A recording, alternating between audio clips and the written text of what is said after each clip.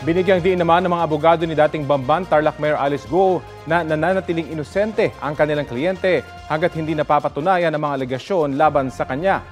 Nanawagan ang legal team ni Go sa publiko na iwasang maglabas ng mga malisyosong komento at mga akusasyong walang basihan.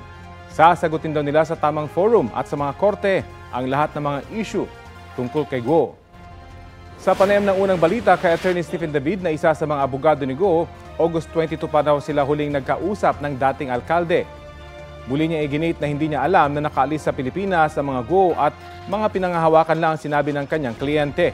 Ayon din kay Attorney David, mainam na makabalik na sa Pilipinas si Go para masagot na ang mga hinaharap niyang issue. At least ngayon, mahaharap niya yung mga kaso niya ng maayos. Kasi kung nagtatago siya, de-default siya, hindi mapapakinggan yung side niya.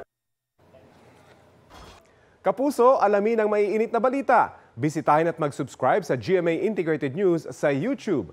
Sa mga kapuso abroad, samahan niyo kami sa GMA Pinoy TV at sa www.gmanews.tv.